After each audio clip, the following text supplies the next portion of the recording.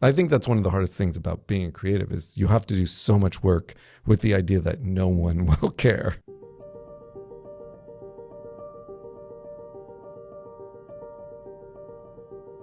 Welcome to Object Subject Form, a series of conversations exploring the human side of creativity at the evolving intersection of art, technology, and finance. The following conversation is with producer, songwriter, and multi-instrumentalist Jeffrey Paradise from the band Poolside. Jeffrey's musical journey began in a Los Angeles backyard pool house in early 2011 with a low-stakes mission to craft the perfect soundtrack for laid-back summer gatherings, a sound characterized by relaxed breezy melodies and infectious rhythms. At the heart of Poolside's identity lies their interpretation of new disco, affectionately coined daytime disco, consisting of ethereal vocals and smooth electronic textures evoking the essence of lounge culture. Poolside's journey has seen them perform on stages like FYF, Primavera Sound, Coachella, and Lollapalooza, before embarking on a 4-year hiatus returning in 2018 with a new lineup. Our conversation will explore the theme of imposter syndrome, shedding light on the effects it can have on an artist's journey, and will unravel the complexities of this common yet often under-discussed topic, exploring how it shapes both creatives and non-creatives, influencing their paths to self-discovery and artistic expression.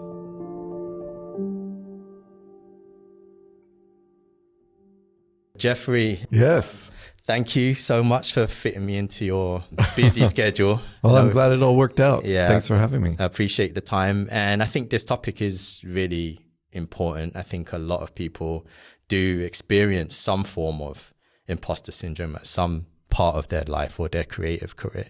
Yeah, I think something might be wrong with you if you don't experience it, but also not good to dwell in imposter syndrome either. So It's a complicated little dance. Yeah, so thank you again. I think something that really does stand out to me with your music is it almost feels like effortless in its tone and execution. You know, I've read that your musical journey had some very humble beginnings. Sure. And how did the idea for Poolside initially manifest? I'd love to hear like the beginning of your journey. Well, yeah, there's a lot to it, but yeah, it was around 2011. It was like peak dubstep and like big room EDM were really dominating.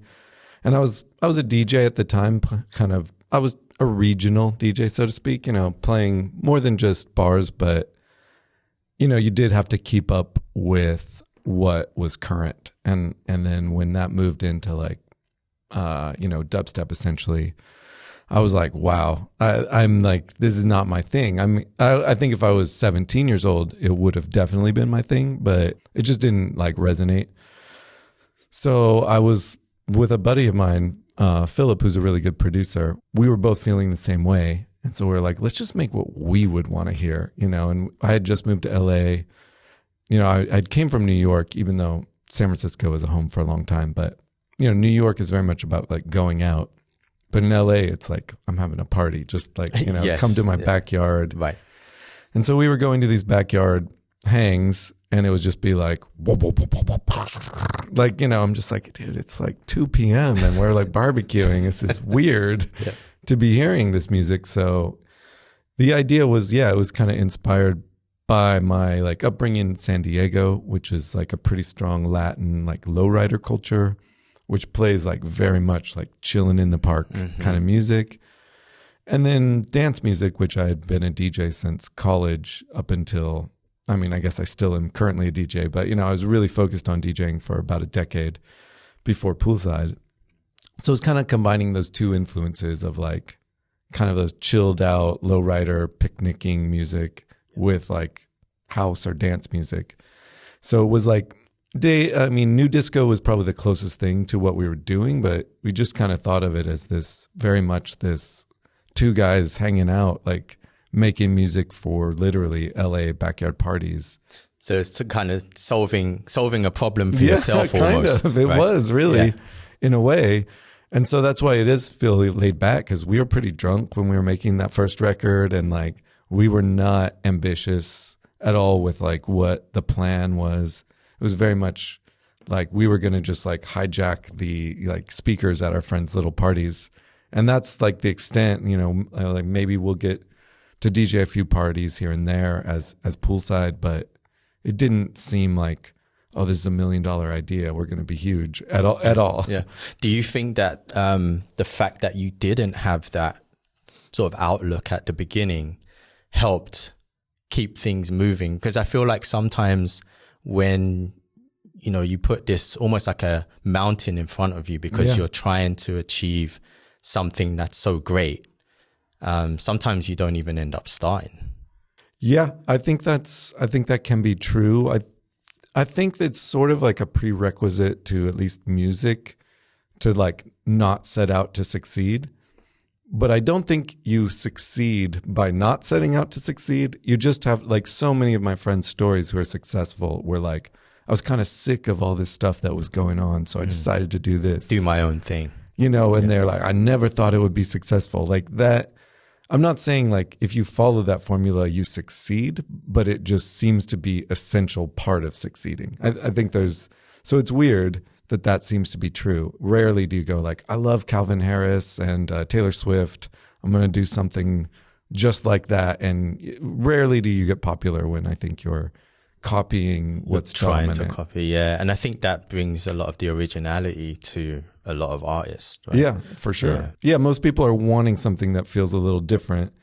And maybe if it's really different, it's kind of polarizing, but you know, it's like people, by the time you put out your Taylor Swift sounding song, it's like people kind of be moved on, ready for something new. Yeah. So at any rate, that's kind of how Poolside began, and it's been a crazy journey since then. Yeah. Wow. And I've definitely in, you know, myself and my career, I would say it was maybe a little bit of the opposite, where, you know, we're trying to become something. Yeah. It's like, you know, you just finished college and you know, you've got all of these almost like what you'd say legends that you're trying to emulate almost. And something that really stood out to me, I think, and in what I've been going through, is when there's an opportunity that I've wanted so badly, I think sometimes that's where that sort of imposter syndrome does come into your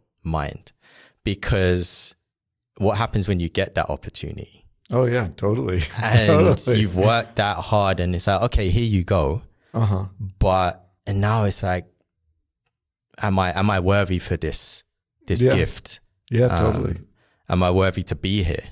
And I think a lot of us do question that, I was interested to hear that you really started out not putting that pressure on yourself or the band. Yeah. To try and be anything, right? Definitely not. And we fought against it, and perhaps even self-sabotaged at times to, like, I mean, when we did Primavera Sound, I mean, now the band, since maybe 2018, when I took it over, I've taken it very seriously.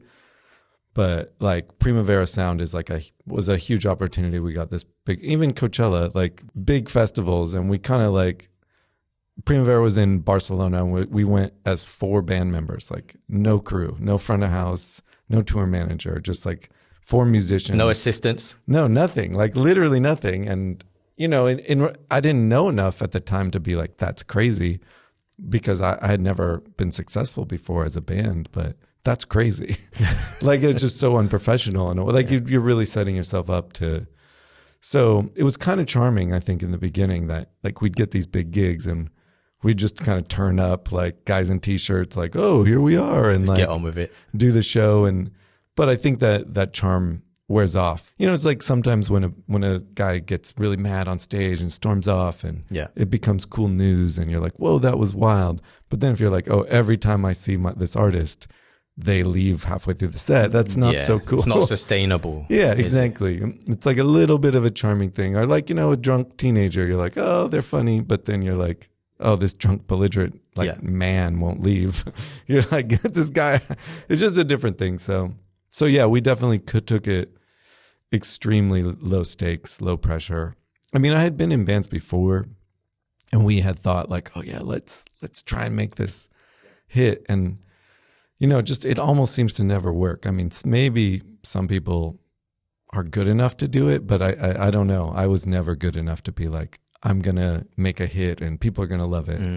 I've always had to be like, I just need to love this thing. And if others do so much, that'll be great. But if not, then like, I'll be proud of it. Yeah. But you have the passion for it. Oh yeah, for sure. I think as long as you have that and it's driving your motivation every day, at least you can say like you held true, I suppose, to the sound that you wanted to create or the mood that you wanted to create without the outside added pressures. That's at least at the beginning. Yeah, I think, it's an active process to kind of, I don't know, like protect yourself from too much people pushing you to like, you know, it's crazy. Like I'll have meetings with record labels and I love my label now, but they'll be like, I got a great idea for you. Make a song for the radio. And I'm just like, whoa, who would have thought of that? You know, like why? I'm like, I can't believe that people always have these ideas. Like, let's push you into like, you know, onto the main street. And I think another thing people don't think about that I do sometimes is like, imagine if you made a song or your art form, whatever it is, was like, I'll take a stretch, you know, maybe my manager's right or whatever. I'll do this like generic thing I don't really love. And then you became famous for that. And now you have to repeat that. Yeah, and because you have to hold that up every night as a musician. You got to go up there and sing that, you know, or, you know, if you're a graphic designer, you're like, okay, now I have to do this style that I literally don't like. And I think, you lose touch with some of that creativity. Yeah, for sure. Which is why you entered doing this in the first place. Right, that's what I think is you might as well put on like whatever job you were trying to avoid by being creative. You might as well be doing that. Yeah. And then you don't get to enjoy the creative part as like a side job either because you're doing that all day. So it's kind of like, that's how I felt. I might as well put on like a uniform and like go do what I'm told if I'm going to like follow these people's advice when they're like, make a hit, bro. I think it's interesting. And, you know, I really respect that you did that because a lot of people will take that position and kind of what you're saying, do as you're told, but then always regret that and try to make the side hustle be the thing that you really want to do, or that becomes like your side project because it's your passion. Yeah. But what you're doing for 8-10 hours of the day isn't what you're really enjoying, but it's also risky to do that because you may not make it with your side passion, and the side passion is honestly something that you may not get compensated for a long time. Yeah. So, you know, let me take this position and this job and conform. But you know what? I'm going to spend all my weekend, all my spare time doing this thing. And sometimes it works out, sometimes it doesn't. Sometimes it can tip the scale and become the thing that you do 24/7, and sometimes it may not. So you become that artist that's always living in a little bit of regret. But it seems like you were able to keep yourself pure to what you originally intended to do. It was lucky, and I think Poolside started when I was in my early 30s. So I was fortunate enough to have been young enough to still build a career after it, but old enough to have made a lot of stupid mistakes already. Yeah. So interestingly, I think this is something I've never really talked about, but like, I think I was so scared of like giving my all to music because I felt like I was really good at DJing. I felt like I was naturally good at it, but I was never a natural at any other part of music. And so many of my friends, I'm like, they're so good at guitar. They're so good at producing. They're such a good singer. And none of them would succeed, almost none of them. And if they did, they'd flame out or something. So I was like so afraid to be like, I'm going to give my all to music. Yeah. And I'm less good than all these people that are failing, like left and right. Right. So I like did this weird thing where I felt like the analogy I've thought of is like if you're playing darts, you know, and I'd be like aiming for the like green, the little like not the bullseye, not the red. Because that way I could be like, oh yeah, it didn't work out, but I wasn't really trying to hit the bullseye. Don't worry, you know, like, and so it's funny because if you looked at my life, you'd think he's trying so hard because I was. But I still had this like protective shield of like, I'm not really giving it my all. And then, during that break you mentioned in the introduction, that's when I was like, well, I'd done all I could do, I felt, while aiming for the green. And so so at that time, it just felt like a roadblock. Like, I can't do this anymore. And then I was like, had this, it seemed so obvious, like aha moment of like, why don't I just aim for the bullseye?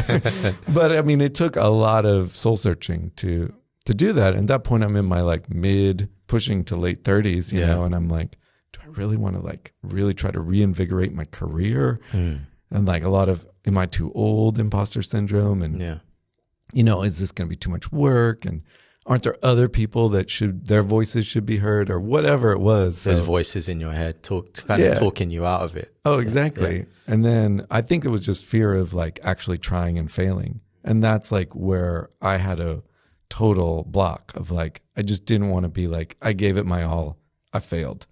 Like I was like unwilling to face that. Yeah. So then I finally like did some soul searching and was like, I have to do music. Like I'm going to be There's no other answer. Yeah, I'll be regretting it on my deathbed that I never gave my all to music. Even though I gave super close to my all, I never fully gave my all. And I was just like, damn, I got to start the band again and do it. So yeah, and then I started doing that, in 2018. And would you say that the aiming for the green outside the bullseye was a protection mechanism for yourself? Oh, totally. Yeah, completely. I just think I was like, I mean, I think it's reasonable. So if you want to be an artist, I think the general advice from even like people think it's just from these like bad people. I think your friends are like, don't do it. You know, in general, like anyone who cares about you is like, don't do it.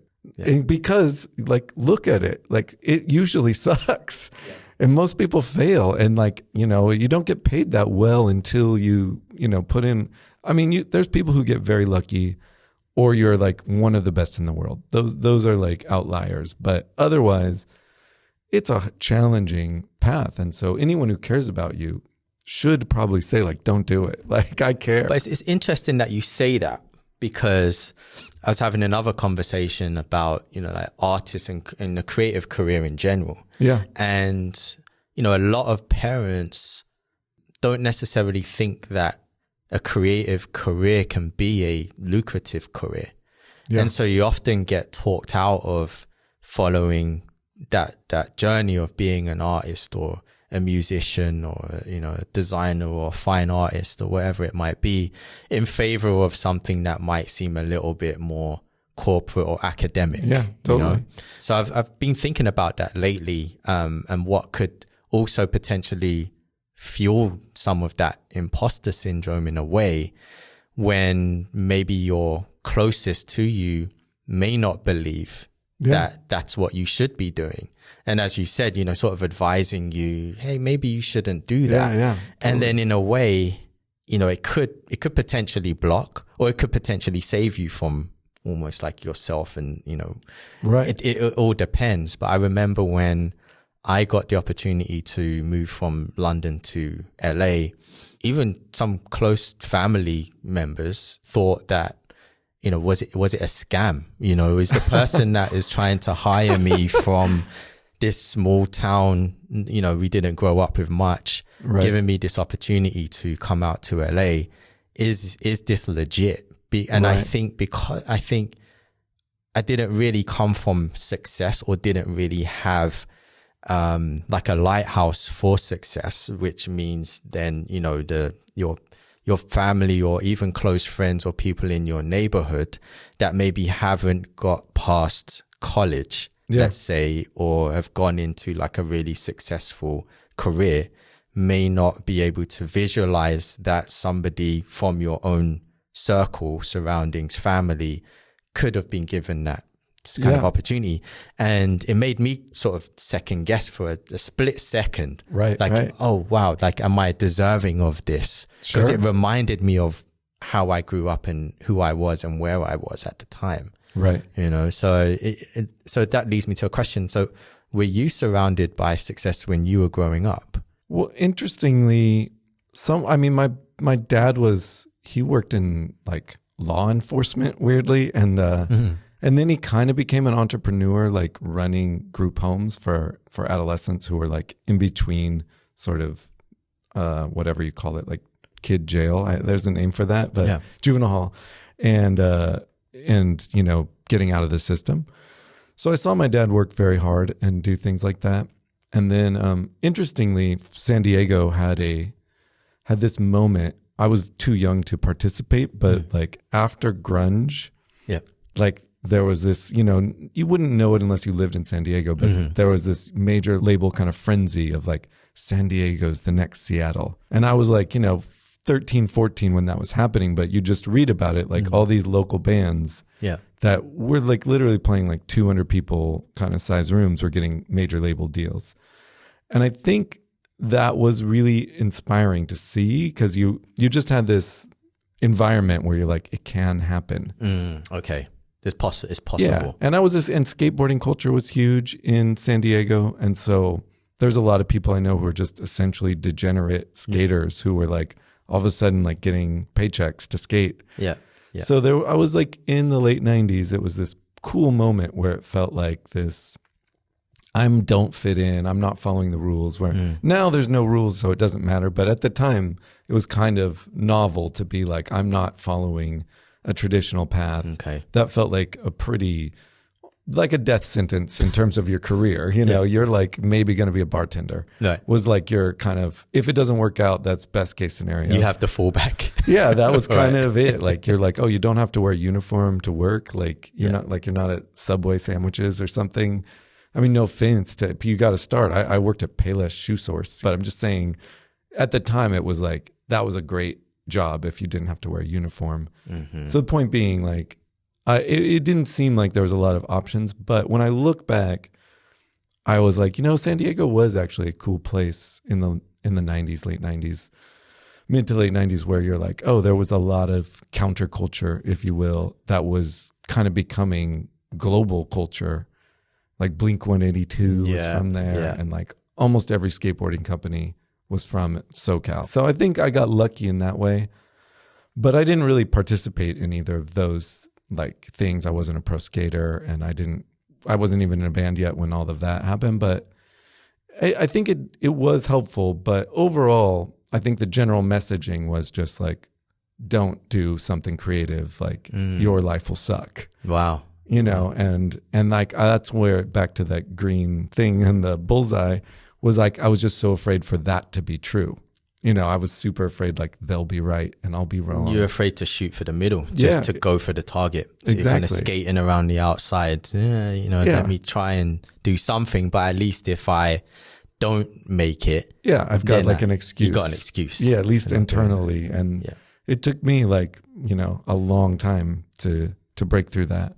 Yeah, I bet. And what tools did you use to kind of try and break through that yourself? I mean, I gave myself like a leap year, a gap year, or whatever. I stopped doing Poolside. I got divorced. And so I was like, the two things that mostly probably defined my identity were gone. And took up a lot of your time, obviously. Yeah. And so I was just like, anything that comes along right now I'll probably do it, because I have no real identity. So I'm like, I'm going to make sure I just say no to I'm just going to take a year to figure out who I am. And then I started reading all these books about like success or you know, how to, you know, kind of how to solve problems. I don't even remember, because none of them spoke to me, because I had never had a job post like my bad jobs in high school. I started DJing my senior year of college and was pretty good, and that was a, you know, pretty good career, actually. Nothing crazy, but solid, we'll call it, career.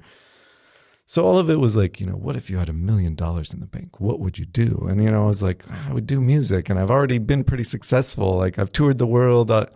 So all of these things are like, what if you had you could do anything kind of vibe. And I just kept reading essentially the same information. And it leads you back to music all the time. Well, this is what's interesting is, so I was like, all of this was failing. You know, I was reading other like emotional stuff to get my like mind right after. But, you know, I was like, what do I do when I'm struggling? And I was like, I usually just kind of flip things on their head. Like, what's the opposite is a way I approach even like a song problem. Like, what's the pre-chorus going to be? Or what am I going to do on this breakdown? Yeah. And what I've been trying doesn't work. I'm like, what's the opposite? Maybe I'll like make it super short, you know, or make it crazy long, or, you know. And so I was like, I had this thought, and it was a novel thought to me at the time was like, what if instead of if I could do anything, I'm like, what if I was destined to fail? Like I was cursed. And it's like, whatever I put my effort towards, like I'm guaranteed to fail forever. Okay. Because I was having these ideas, like maybe I'll start a creative agency, or, you know, I did, you know, whatever. I had other little skills that weren't just music. And then I was like, when I put it in that frame, I was like, fucking shit. Like the only thing I would be willing to fail at is music. Like there's nothing else. Like it was like immediate, like a reflexive, like music, of course. Like that's the only thing I'd be willing to fail at. And I was like, you know, I was like 38 or something. I was just like, fucking fuck. Like I was so mad. I was like, God, now I got to do, I was like, I knew it. I'm like, I have to fucking give my all. I've got to go for the red bullseye. And I was just like, really, I thought that soul searching was going to take me away from music. It's so unpredictable. It pays so bad. The baseline of what your payment is zero. You know, it costs a lot of money to build all the stuff and equipment, everything, you know, and I'm just like, I was so pissed that was it. But I'm so glad now because I turned the corner on that. And then I just been diving into vulnerability and not gracefully, but, you know, diving into any imposter syndrome type stuff. And, you know, it's going great, but it was not a foregone conclusion that would happen at all. And so and at the time I thought Poolside would be done. I thought I was going to have to start a brand new project and succeed at music. Like from the ground up again. From the ground up, yeah. Then once I did that, then that started going well. I think that my old partner in Poolside was like, oh yeah, maybe we should get back together. In part, not because of, but in part he saw me doing kind of well. And he was like, oh, maybe this is a better thing. And then, you know, basically that went pretty well. And then we reached another roadblock. And pretty professionally, we decided to part ways without animosity. And so, you know, I couldn't have almost scripted it better from that decision point to now. It's been amazing, but there's been so much fear and so much unknown and so much just like, this is the worst idea ever.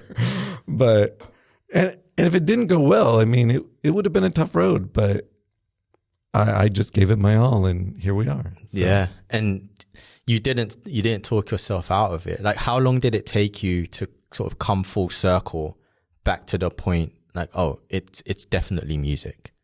I mean, the second I realized that I started the next day.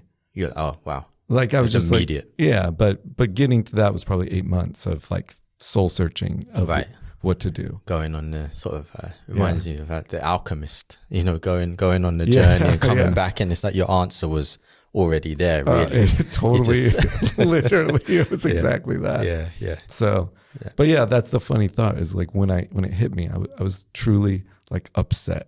Like I was just like, God damn it. Like of all the things, like it's like, you know, there's less lucrative things. Like I think musicians get a kind of, I think are, you know, if you're a poet, like think of how you get paid as a poet. Like so few things, like at least music, I think there's certain arts that have like way more application. So anyways, that's sort of a sidebar, but in general, it's just one of the hardest jobs to be like, guess what? I'm a music producer and a DJ. Like you're like snore. Right. So is everybody. Right. Like, you know, so competitive as well. Yeah. So for me as a visual designer, I definitely have imposter syndrome. It comes up, it goes away for a while. Then sometimes you may have like a big presentation and, you know, oh man, like I'm in the boardroom with, you know, like in the past, I've been in boardrooms with 20 people in suits and you're like, what am I doing here? Should I be here doing this presentation? And we're flying out to, you know, different companies and trying to pitch work. Right. But I think taking away the presentation and having to like speak to the work or sell the work, I think as a visual designer, it's very much like I'm not in front of the camera. I'm not using my voice per se. I'm creating imagery. And I think at least earlier on in my career, I can kind of stand behind that or be in the shadows a little bit and let the work speak. But for you as a musician, it's all about your visual appearance, your voice. Yeah. And so what was that like? I can imagine it's almost like losing your voice in a way. Yeah, I mean, is to me what DJing was kind of sounds like what you're explaining, where I was like, to me, I'm pretty good with ideas, and with DJing, I feel like you can tell a story really with just ideas and some basic skills. I mean, when I started, it was vinyl. I was a vinyl DJ, so it was a hard skill in the beginning, but it's kind of like your mind is a big part. I have a hard time with like tons of repetition of like running scales, things like that. It's just like boring to everyone, but like my ADHD kind of shit just kicks in, and I just never really wanted to do that. But at any rate, every step away from DJing has been encountering imposter syndrome. So moving to guitar, where I was just like, I'd be watching tutorials of people, I knew how to play power chords and the cowboy chords, the open chord stuff. Yeah. But that's pretty minimal guitar. So then I had to like learn how to play guitar properly in a professional band. And it's like a big difference between knowing a power chord. And so I'd be watching tutorials and it'd be like a 5-year-old girl just like, shredding. And I'm just like, what am I doing? Yeah. Then, each layer of adding stuff to it, like what singing was the actual, you're naked. Like it's like you don't have even an instrument between you. And, everyone's listening to the singer because we all have voices and we all know what a voice sounds like. So you're really cued in to the singer. So that was like the biggest hurdle besides just choosing music. That was probably the biggest hurdle. But this one is probably had more internal like baggage of like, I suck, I'm horrible. Like with the singing component. That. And I just now feel like I'm to a point where I deserve to be up there. Like, not because I'm even so good. It's just more like, I feel like I'm expressing myself now and not just holding on for dear life. Right. But the training wheels are off. Yeah, exactly. I'm finally like, okay, I'm up there singing like like literally in the last 6 months, but I've been doing it since 2018, but so sorry for anyone who saw Poolside 2018. But yeah, that one was just like, I have so much of that. Because I will say, I'm a kind of confident person. I tend to be like, I'll go for it, or like, I'll try it. Like, I'm not shy or insecure, but with singing, that's totally false. Like, I was very like, oh my God, this is me. This is my voice. People are going to judge me. People are probably a lot more judgmental on the singing aspect of it, right? Because even, regular people who are not singers, it's like, you can kind of tell, or at least people think they know, well, that's a good singer, that's a bad singer, oh, their voice just cracked, or and that can happen at the highest level of any professional singer, right? Yeah, I think you don't know what's going to happen. It's mostly you don't want to be cheesy. It's for me, like and like you hear these singers and you're just like, they're an excellent singer and they sound cheesy as fuck. And like, I was so afraid of being cheesy or something, or sounding like inauthentic. And then that's when you have to tap into, the only way to avoid it is to tap into your exact vulnerability, or seeing your truth is the only way to get out of that. So it was kind of that same story. It's like, how do I work around this part of being totally vulnerable? It's interesting because it's almost like how you started was like staying to that truth of the sound that you felt was solving a particular problem when you what you wanted to do. Yeah, so again, it's that non-conformist. I'm starting to see the pattern here, right? It's that non-conformist approach. Yeah, rebellion in a weird way is like a big inspiration, where if you hear the music, you sort of associate rebellious music with like punk or aggressive music, but weirdly, almost everything, not everything, but a lot of stuff I do, like the fire is some sort of rebellion. Right. And now it's almost rebellion against myself, like against my fears, against like, oh, this is holding me back. I have to kind of, contradict my own notions or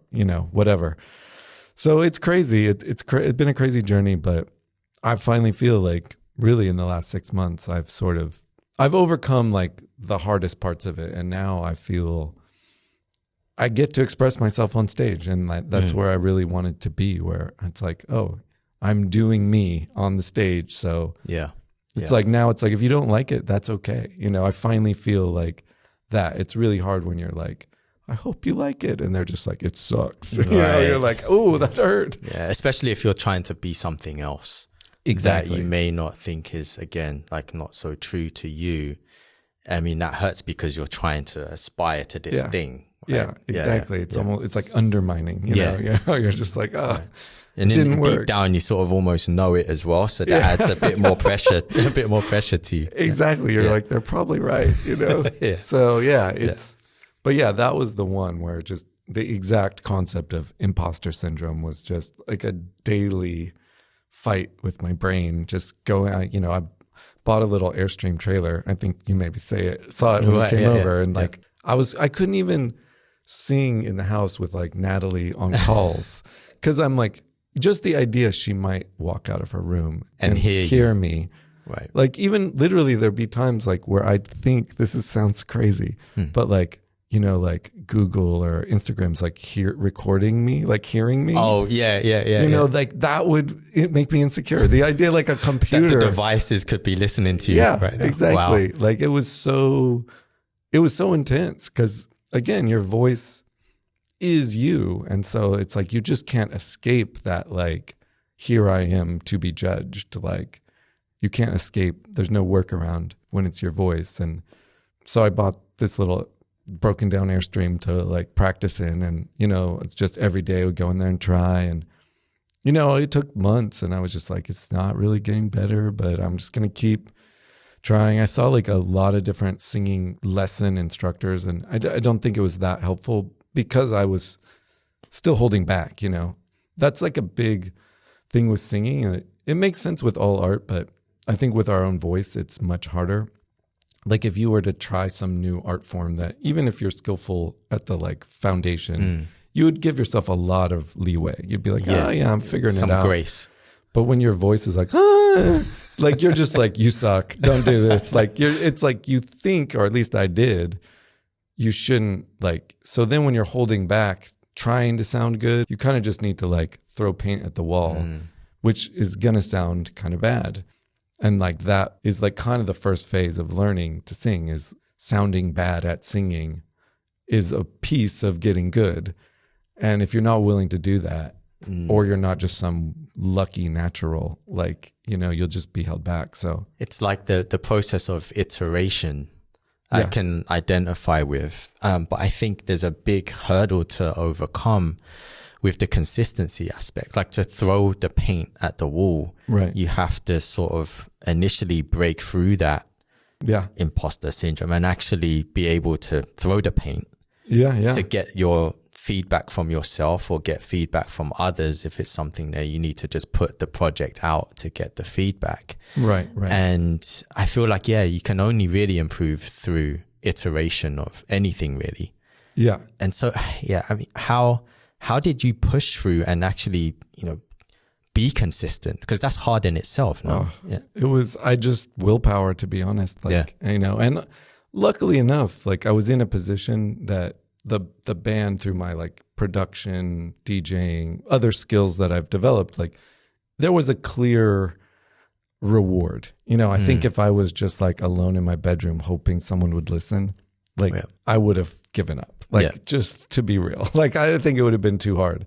But there was this like real connect where everyone's like, it's your band, you're the guy, you should sing more. Like you write the lyrics, you do all the stuff, like just sing, guy. Yeah. Like everyone wants to hear you. And so it was this real like clear hold, like not roadblock, because it was doing fine without me being like, I was always kind of singing, but just kind of background vocals, holding back and had other people always doing the like lead.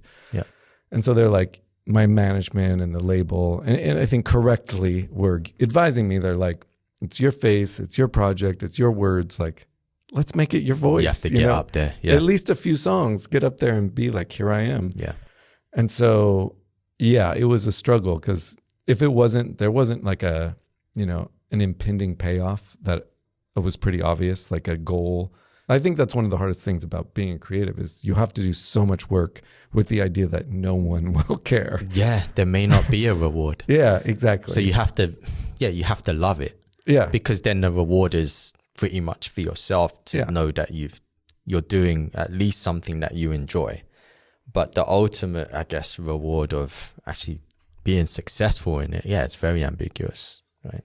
And it's sometimes all on you. Yeah. And it's still unknown, but yeah, that was what kept me going. Was there was always this desire in me, you know, I'm like, I want to, like I had sung in other bands. This isn't the first time, but it was always more like screaming, like kind of like angry bands. Yeah.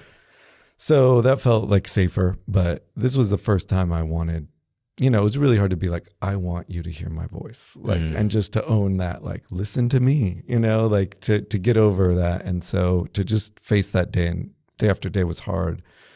So having that little push was helpful. Yeah.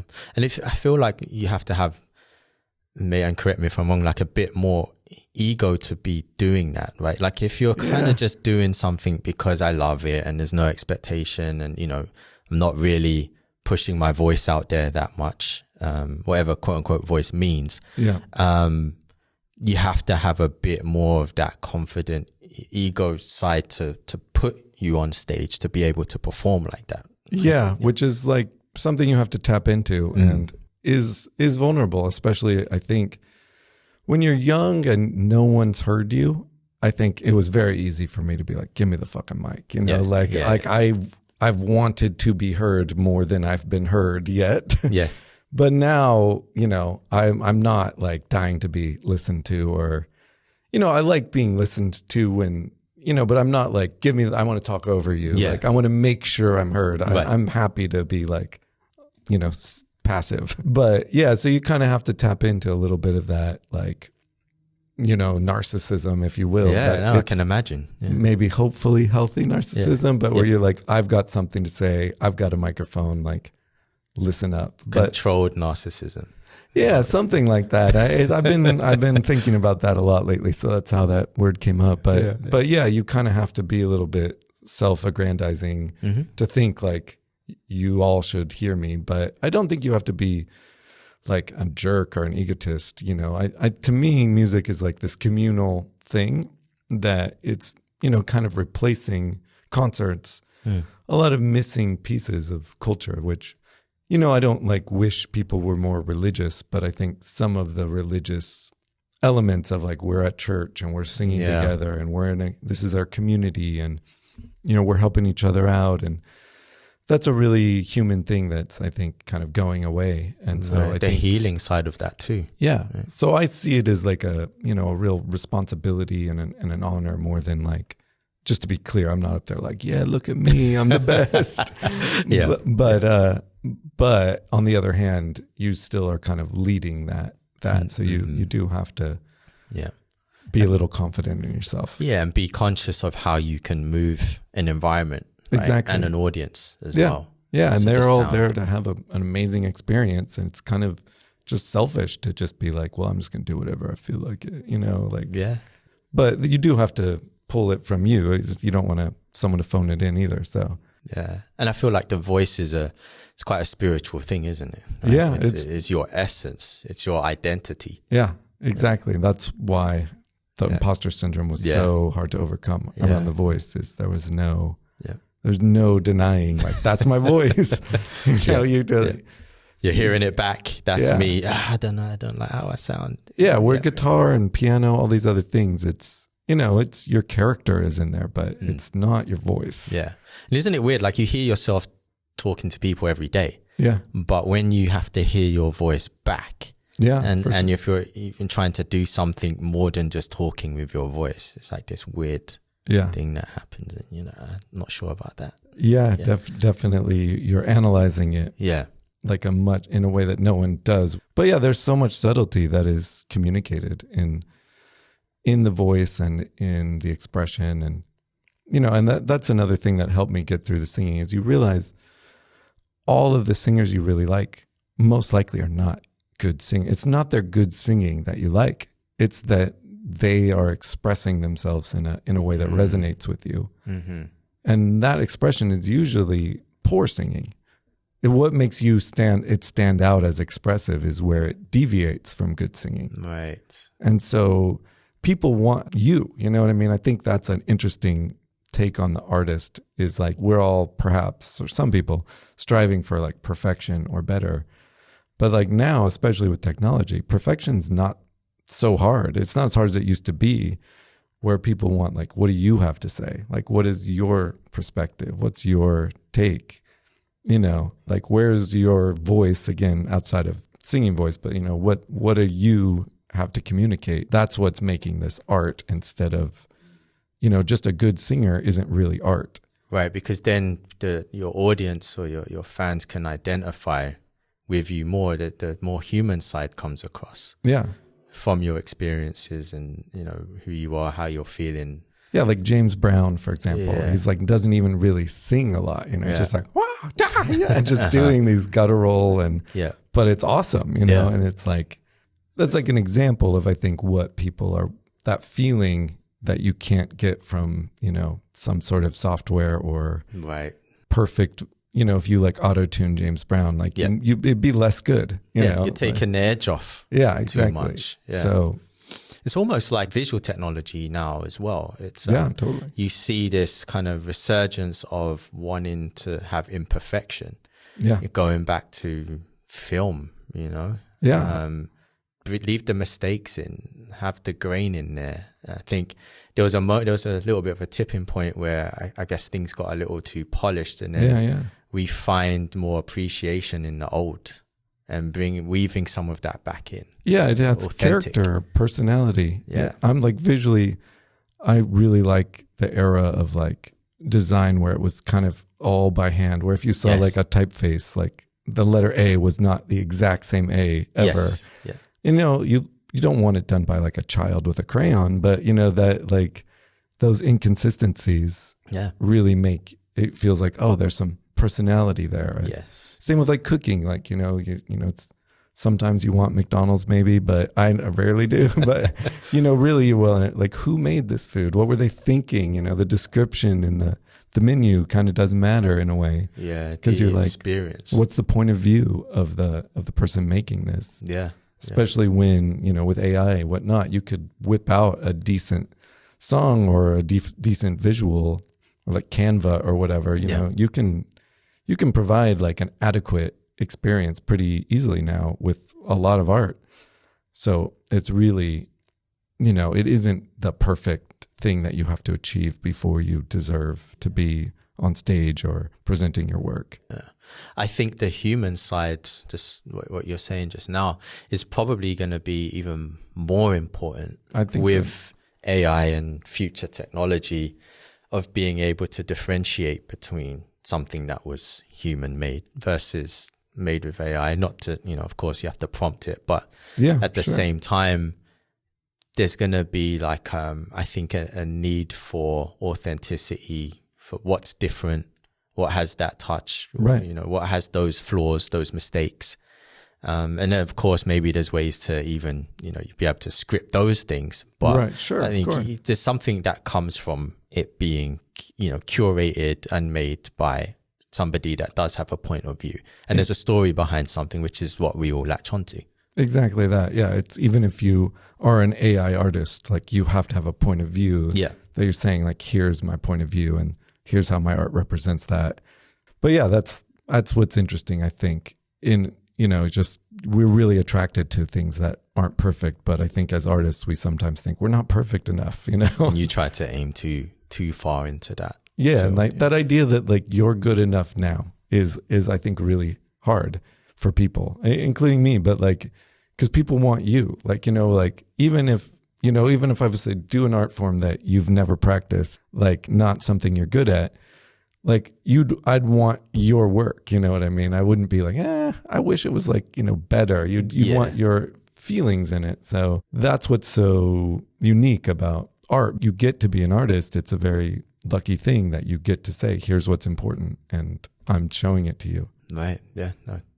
100%. Regarding the topic of imposter syndrome, as we said, it's definitely something that most people do experience at varying degrees in their lives and on their creative journeys or non-creative journeys. It can affect anybody, right? And I think like as an audience, we have a lot of expectations, especially for people in your position. You know, everyone's a critic. Oh, yeah, for sure. Right. And, you know, we see or we hear the finished outcome, right? We hear the final song, the final record, be it music, TV, a film. And I think sometimes like we don't stop to consider what it really takes to mentally perform at any level. Right? Sure. So was there a moment when it really clicked for you? Like, okay, there's a tipping point now where I have to really, really step this up, or your team is really pushing for you to like go to that next level that pushed beyond your comfort zone? I mean, they're always doing that, which I appreciate. And I guess I do it to myself. But with this most recent record was the first time I've been independent, like by choice or whatever, up until this last record. And then brought on like a whole global team and, you know, a lot of really smart people. And so it was just the stakes were raised, you know, and that was something as we discussed, I had avoided. I felt like that was something that might fuck with the authenticity, and you know, it hasn't, but it certainly could. So it's not like a erroneous assumption that it could, but yeah, it's been really out of my comfort zone where it's like the stakes are high. You know, we're playing shows like festivals where it's like 50, 60,000 people. Yeah. Wow. So it's like, it's crazy. You know, I never thought it would get to that level. Or we're playing pretty big shows that were, you know, 2,500 tickets sold to come see us. That's is for my goals. This is like, I'm exceeding them.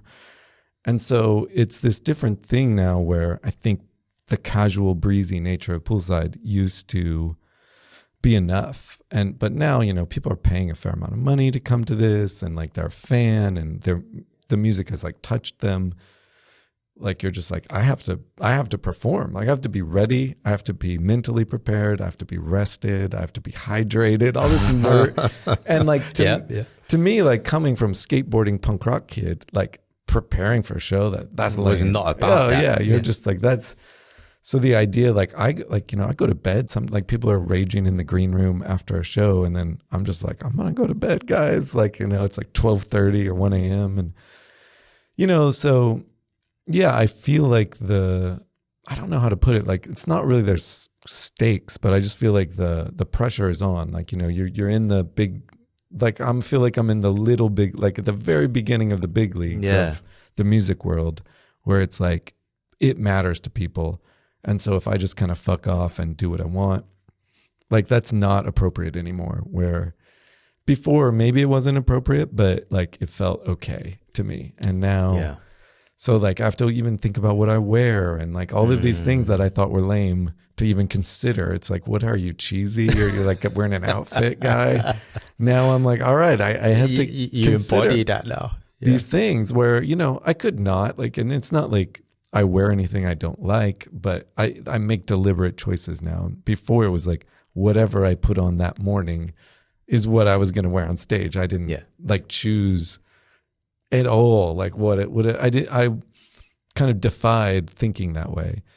And it's not like I wear some flashy suit, but you know, it's just, you know, there's a whole presentation that, you know, we're building out, you know, we're doing visual displays and light shows and, you know, hiring an LD and like just all of this stuff that you're just, I totally maybe forgot or got off track from your question, but I do feel there's this layer of, you now, like this thing I was hoping never to have to do was like, you know, deliver. I wanted just to be like, here's what I have, you know, maybe you like it.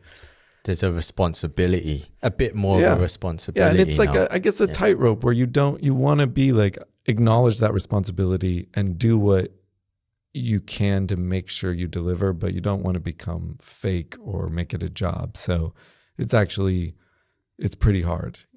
You know, it's hard for me, I should say, maybe. But and that conflict that we spoke about earlier, about remaining true, your sound and your personality and your appearance, but then now with the added responsibility, like you're saying, you're walking this tightrope with, you know, how do I maintain but also deliver on an expectation? Exactly. Because of the scale has grown. Yeah, maybe it's like having a deadline if you're like a visual artist where you're like everything you made that you think is the best work you've ever done, you did it on your terms, on your time. Yeah. And now they're just like deliver it, you know. it's like, does that make it inauthentic work? Like, likely no, but does it force you to be a different kind of artist? Like, Absolutely. probably, yeah. Yeah. So I feel like there's more like limitations or, pressures. Mm-hmm. So how do I still be me under this? And I've realized this about myself. It's kind of vulnerable to say, even though maybe it won't sound vulnerable, but I think I like the idea that my music comes out and enters the world and people decide if they like it or not. Like this idea that everything should be free or music should be cool or, like I don't know how much music, if someone would just pay me a living wage to make music, I would make music for sure. But would I put this much into it? Like, no way. Would I struggle past all of these hurdles if I got a living wage regardless of what happened? No fucking way. You know, I would just be like, that seems hard. I'll just do this thing I'm good at. Right. Or this is good enough. Yeah.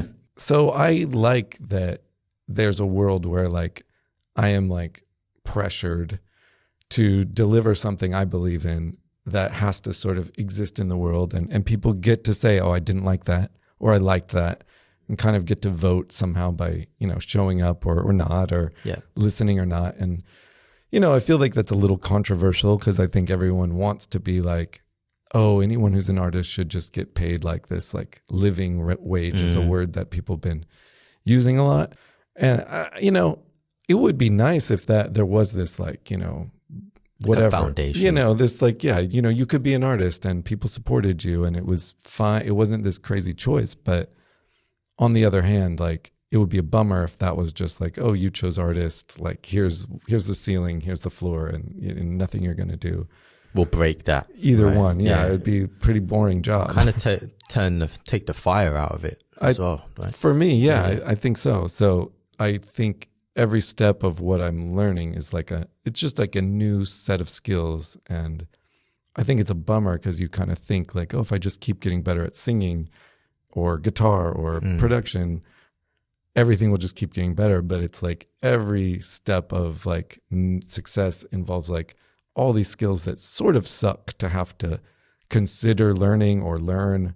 In one level, it's annoying, but on another level, you're like, it's interesting. You're adding notches to your belt. Yeah, exactly. And it feels, because now, I'll literally do press like sometimes like 12 hours and you're just like doing this. Like, well, this feels cool because we're conversing, but it's like rapid fire. What about this? What happened? Tell me about your new album. Yeah. You're just like, dude, I have to tell, like, and give me time to think. Yeah. And you just do it like one after another. And then you do like a meet and greet with people. And it's like every single thing matters to them. They're just like, hi, dude, how's it going? And, and I'm like, dude, this totally matters to me. And I'm totally drained right now. But, it's just, it really forces you to become like, I don't know if it's a better version of yourself, but a more resilient version of yourself. Evolved. Yeah, I think so. Like just learn a lot more stuff. So it keeps me on my toes and keeps me going. And I actually, even though I could complain about it a lot, I actually appreciate that. That's part of the process. It's the growth process. Yeah.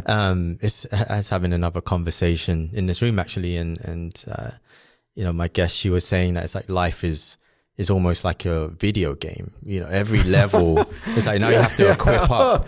Exactly. The boss gets harder. Yeah. And now you've got new equipment. I've got to muscle up. Yeah, and you got to figure out how do I use this thing. Exactly. And you got to like find that thing and then figure out how to use it. Yeah, I never thought of that, but it's great analogy. I always remember that now. It does feel like does feel like that in a way that I don't think anyone ever prepared me or suggested that that's how it's going to be. Yeah. You kind of think like I get good enough and then handlers handle everything or something. But it's not. It depends what level is good enough for you as well, because if you're trying to keep pushing, right, and you are ambitious, then what comes with that is, I'm ambitious to go to level 7, level 8. Well, now I have to fight at that level, and this is what comes with it. How do you view ambition? Like, do you like? I'm confused about it myself. So how do you view your sense of ambition? I'm someone who can't really sit still. Like my wife would tell you, she's the other day she's like, you can't just sit and watch a movie, or you can't just sit and watch a series. You're always doing something, or you're writing something, or doing something for the podcast. But she really respects it and appreciates it too, and appreciates the drive. I think just from being young and having to, make a real effort to even come here, I think my ambition is always trying to create. I think I couldn't stop creating. And even though I may do something for the first portion of the day, it's also, for me, it's like, what am I doing for myself as well? And so my ambition is always trying to think about how I can perfect a craft. Right. And how I can, now I'm at that point in my career, it's like, what can I put out there that, it was almost giving back as well. So my ambition sort of, it's taken I would say like a different journey throughout the last, say, 18 years, where the first part of it, my ambition was to be the best creative I could be. Right. And it comes with like, okay, winning awards and stuff like that, or putting my work out on my website. Right. To attract more attention, to get more awards. And then you reach a time where, you feel like, well, maybe it's not about that, and I'm putting a little bit too much of my ego into the work. Let me sit back a little bit. Mm-hmm. And there's this point in a artist career, at least in what we're doing, where you have to make that decision. Am I going to keep doing this and keep pushing, or am I going to actually try to lead others or teach others?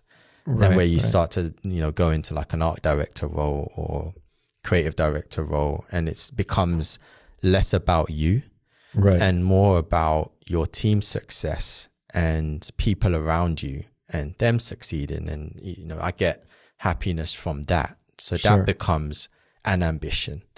But I think, going back to your original question, I can't just stop and be satisfied.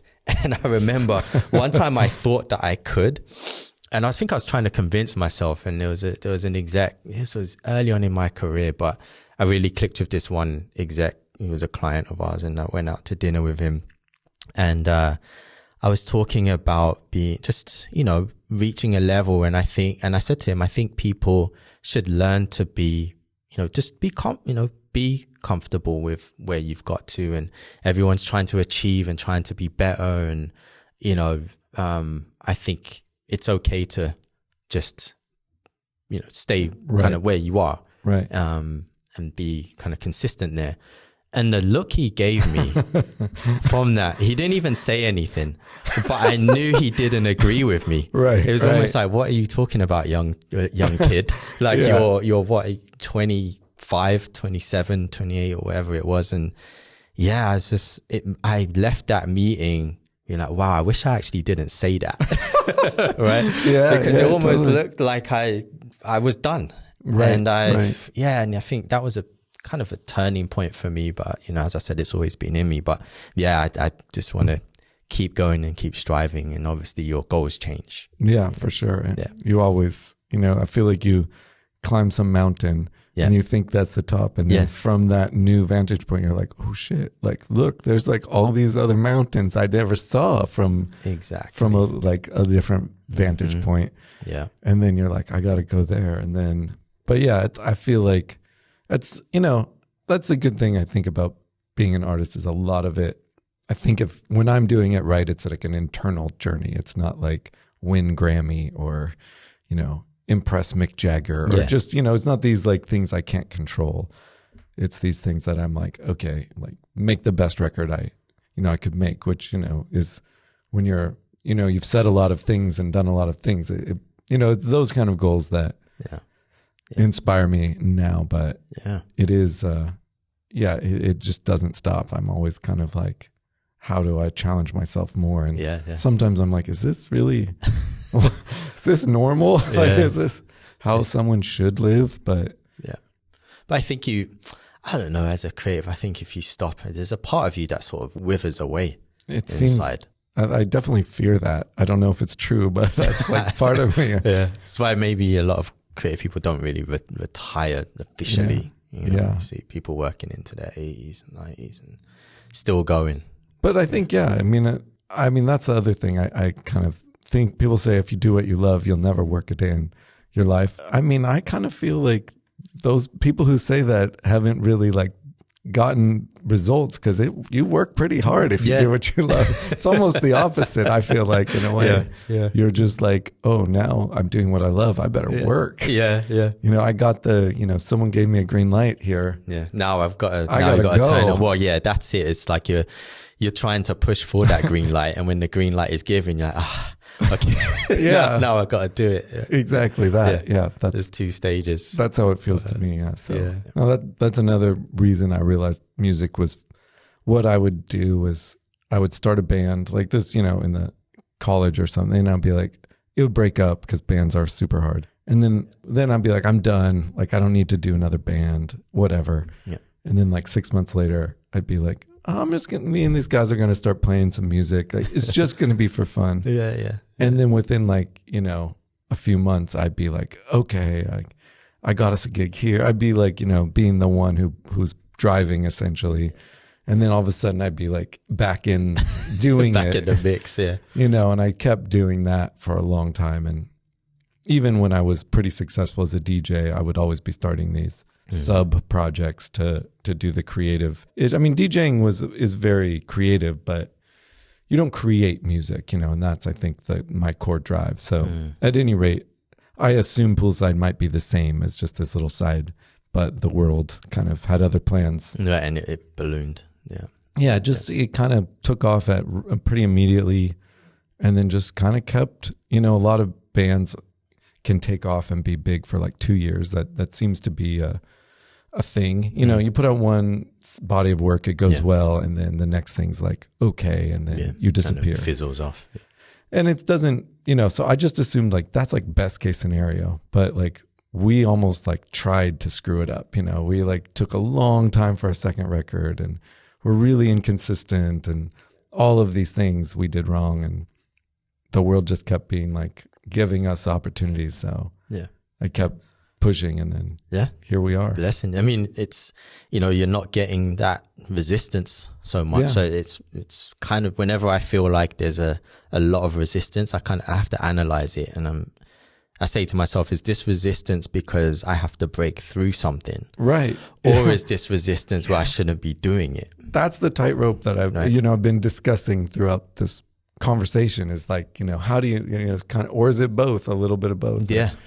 But I struggle with that exact intersection where I'm like, is this telling me work harder or turn around? Or turn around, and it's not for you. And I think you gotta test it. I mean, that's what I did with singing. That's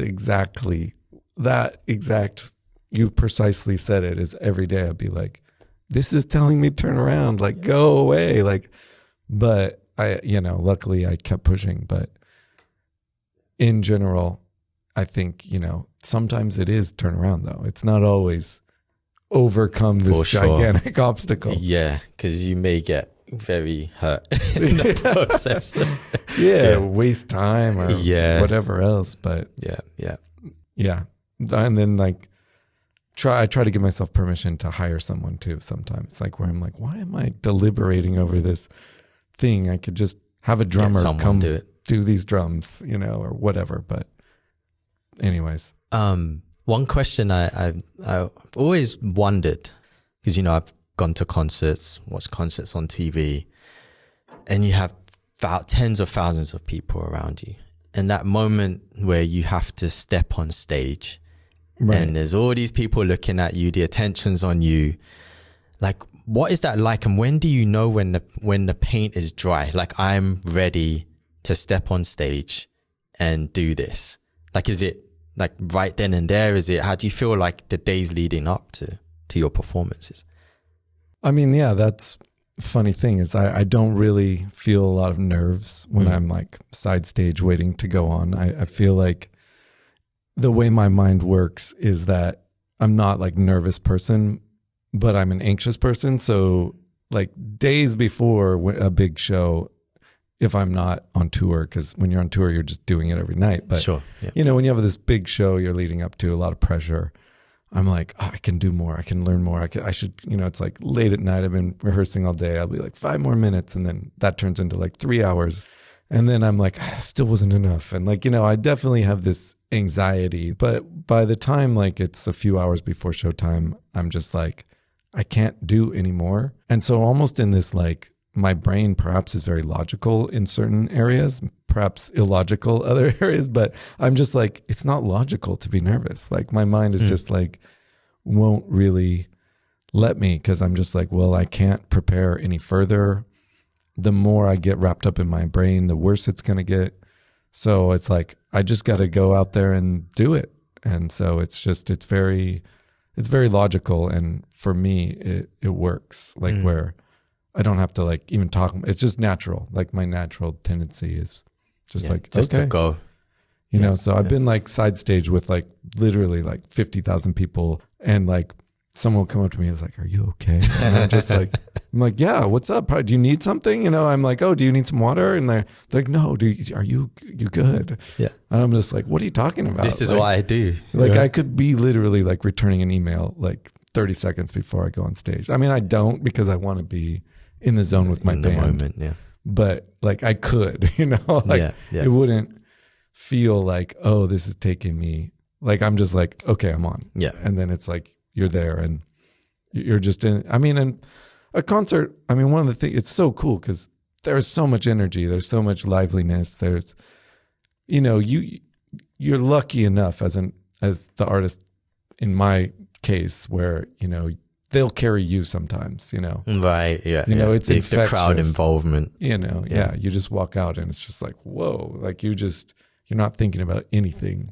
You're just like, you're locked in with what's going on in the band. And I mean, I love it. I remember my parents were pretty strict. So I'd have to like sneak to watch MTV. And, there was like music that was like banned in my house and stuff like. Yeah. Oh, definitely. Same. Yeah. But like, I would watch these guys like, at the time, like it was kind of more like, Michael Jackson and some metal, like early MTV. I was very young and, they were just like, oh, these guys are expressing themselves, like that was like, it wasn't like, oh, they're getting girls or they're so cool, but it was like, they're jumping around with guitars and fire is going off. And I was like, they get to express themselves. San Diego's pretty bland, in a lot of ways. So there's things that are cool, but it's very like homogenized. Okay. And so kind of, it was pretty like, don't be weird, dude. So I was like, wow, these people they're not like confined. Not the norm. Right. And I was just like, I want to do that. And so, it's been a journey, but when I walk out on stage, even though I'm not in spandex, you're expressing yourself. I am getting to express myself. And There's an element of like freedom when you're on stage. Yeah. You're just not thinking. So it's not even really, I think you have to like reflect on it because you're just truly in the moment in one of those flow states or whatever you call it. I sometimes these words get co-opted into like hustle culture and this and that. And, I'm not like doing an ice bath or, no offense to ice baths, but, it just sometimes these words take on a new meaning when they become part of some lexicon. But at any rate, you're just kind of, I don't know if time stands still. You're just, everything is irrelevant except for what you're doing. Right. And it just, you kind of live, as a musician, you kind of live for that. Like your days are full of like bullshit, like sound check, load in, this, that, interviews, prep. Hell yeah. So many things. You don't have time to think. A lot of times, yeah. I mean, it's getting better for us where we have people who do a lot for us and we can have time in the day. But nevertheless, like a lot of, it's a hard lifestyle as much as it looks glamorous. There's a lot of work and not a lot of sleep. And it's like everybody I know who does it, it's like they live for that moment where, you're just like, oh, we're just doing what we do. And there's no, you're not thinking about that email or, some drama is going on here or there. Yeah. All the stuff behind the curtain, like everything that leads into what it actually really does take, the necessary components. Yeah, exactly. That keep the machine going, keep the engine going. Yeah, there's a lot of that. And so, it's just one of those few times in life where you're not blocking out other noise. It's just naturally blocked out. You don't have to work for it. It just, that's what happens. So It's cool. It's, would you say it's like the first time that you actually went on stage, some of those inhibitions, if you had any, went away, or it was just always been like this for you? I think it's always been, it's been, I think the idea that you're on stage is a bit of a permission slip to kind of be like, okay, I get to act how I want. Right. And so, I mean, I started my first band probably at 15. And like when I transitioned from being like normal to the skater and like, and punk rock and skateboarding were really tied together. And, I thought about playing guitar younger, but even at like age 13, I had like imposter syndrome to some extent, because I'm like, friends had been playing guitar since like 7, and so they were like super good. Yeah. And I'm just like, I literally thought I was too old to start playing guitar in like junior high. Cause like, so punk rock was this license to be just like, it's about expression. It's about feeling. It's about, you don't have to be virtuous at an instrument, have virtuosity, I guess. And so I really got behind that because it really directly fit with who I was on every level. And so I was lucky enough to be in a scene in San Diego that was pretty robust with like punk and hardcore and screamo and all of that stuff. And it was really just like this emotional outpouring of like usually kind of anger and frustration, but that stuff that you kind of keep locked up or stuff you're kind of ashamed of. And it was this space to do that. So I early on gravitated to that. Yeah. It was actually kind of hard with Poolside, which again is probably a bit of a rebellion to my youth, but to be joyful a little bit and to be able to express myself comfortably without it being anger. And the music, if you dig into the lyrics, they're not all, there's undercurrents of, real shit. It's not just like happy, like floaty. Yeah, we're good. Yeah. Yeah. I'd like to be like where you can listen to it kind of passively and just be like, oh, it's a chill little jam to have a coffee to, or a drive down PCH. Yeah, it fits that. And if you care enough, you can start like peeling the onion and be like, oh, there's some more content, if you will. There's some more meaning, some more depth, some more like sadness and Yeah, I like that. Like, you can take it for face value. Yeah. But you can like sit there and really get into it. And I think, whenever your music comes on, or, we've got it in various playlists. Oh, that's so cool. It's always, it's funny, like we are taking a drive or we'll be, getting ready in the morning, and it's like sort of, sets a nice tone. There's a lot of music out there that can kind of, as I was saying earlier, it can set your mood, right? An aggressive tone or inspirational tone. So there's definitely a lot of inspiration in there. But I love that the fact that there's a realness to it as well. Yeah. That was like, a lot of that mood music felt a bit like, not a lot, it came from a person probably, but it was really just this loungy, chill stuff that's sort of like, it's nice to hear, but you're not like, who did this song, or like when you're at like some cafe in like Bali or something, you're just like, you're not like, man, this cover of Girl from Ipanema is amazing. You're just kind of like, it fits the mood. But, feels good. But I definitely didn't want to make that, but the vibes are kind of there. And we've done quite good on streaming in part because when Bullseye began, streaming either didn't exist at all or was like irrelevant, but the music was kind of conceived of as mood music before the even concept of mood music was really around. That's where it had to have like a vibe. Yeah.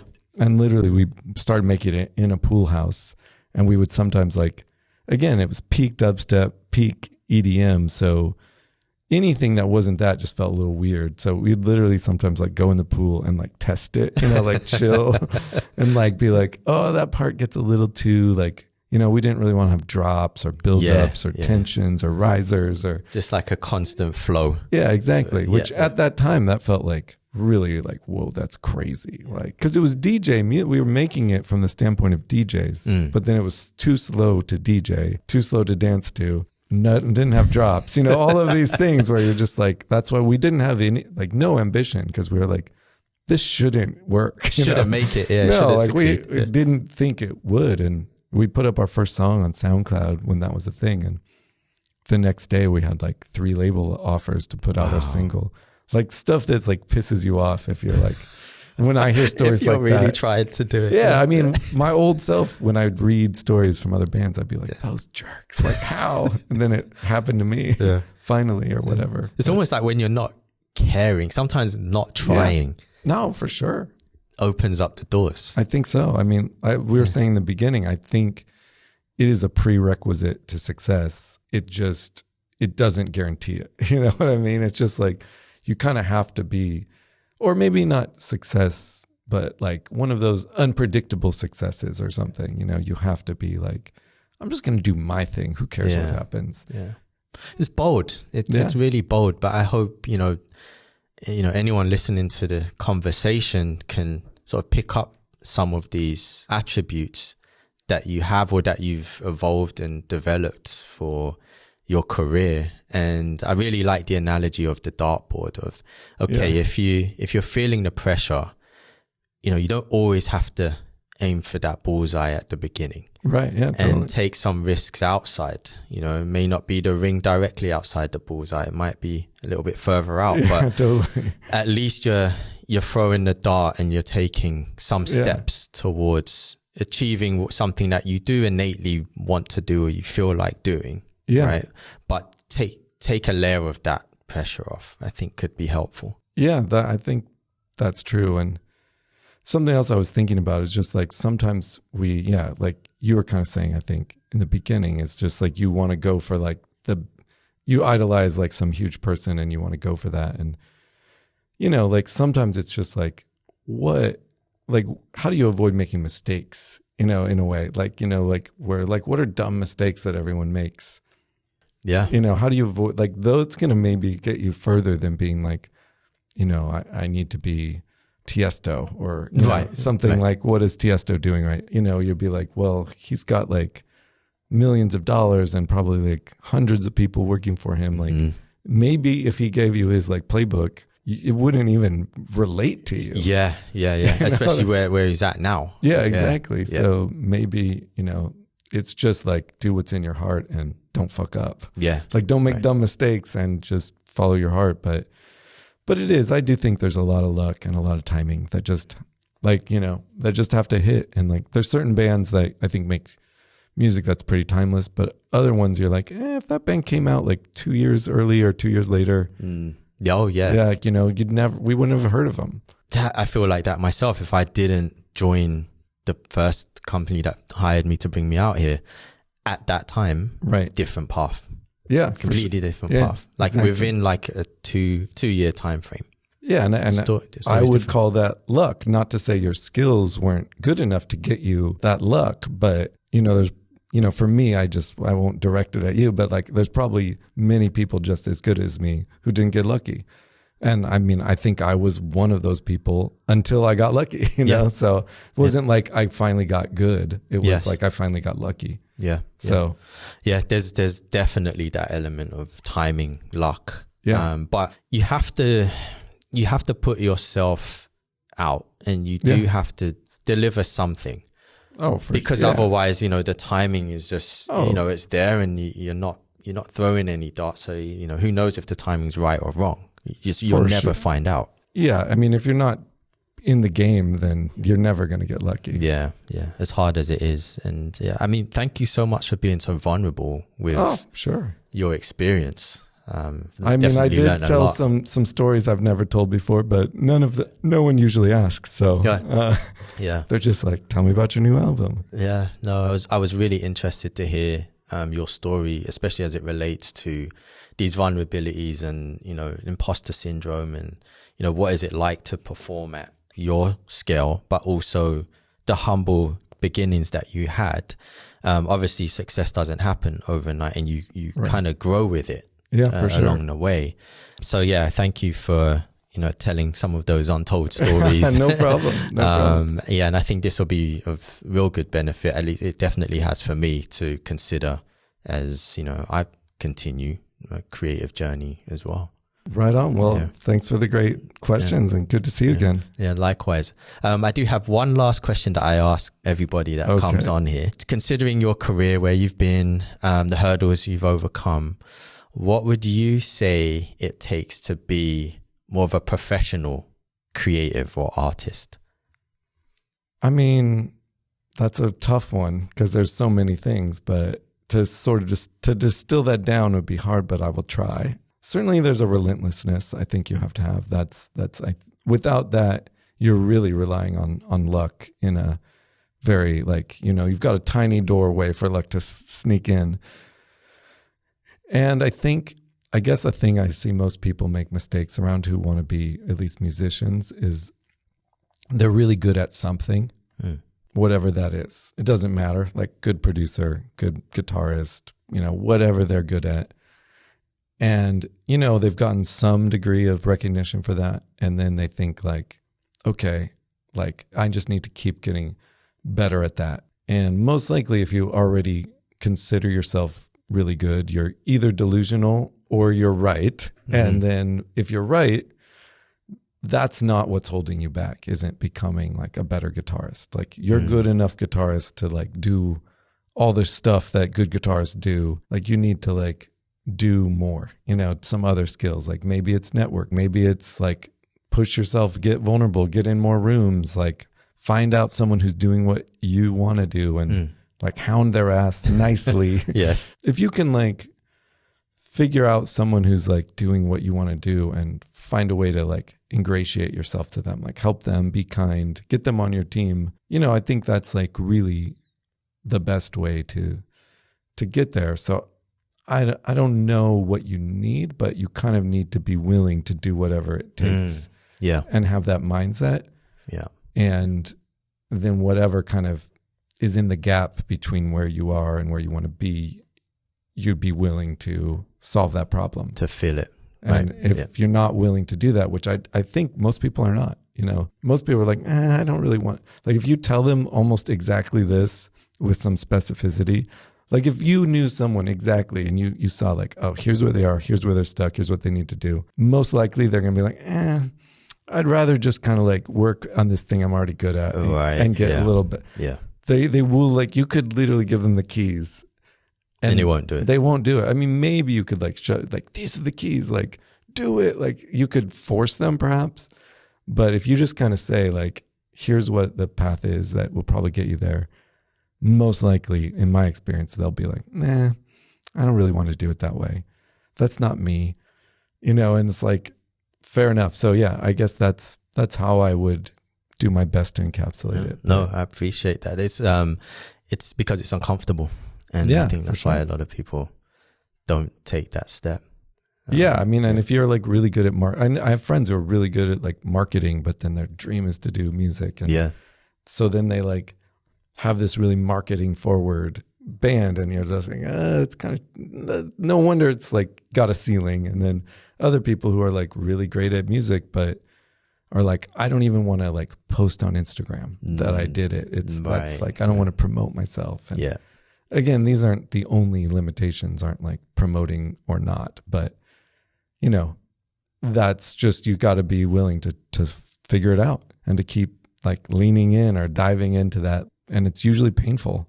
Oh yeah. And awkward. It is painful. And you look stupid a lot of the time. I think that's, another thing I struggle with. We were just talking during the pandemic, I did these live streams and in the beginning, they're kind of awkward. And I would interview people and, and my management were I don't know, it doesn't seem really professional. And I'm dude, I'm crawling over here. You got to give me room to at least let me get to where I'm grasping on to the side of the wall here. And but yeah, you got to be willing to do that crawling phase of things and be willing to do things that you don't think is part of your art form, I think. I like that. Cool. That's a better capsule. That last little bit. Cool. Iterate. Yeah. Eventually you'll start walking. I think so. Yeah. Right. Love that. Jeffrey, thank you. Thank you, Simon. Yeah. Appreciate your time again. Of course. And again, glad we could actually see each other and do the conversation. I know you're busy and you've got a lot going on. So it's a crazy time, thank you so much. It worked out. Yeah. Appreciate it. Awesome. Thank you. Likewise. Cheers. Thank you for listening to this episode of Object, Subject, Form. Your engagement helps build a community of like-minded creatives as we navigate the complexities of our respective creative journeys together. If these stories and topics inspire you throughout the series, I encourage you to subscribe, share, and follow me through the links provided in the episode description.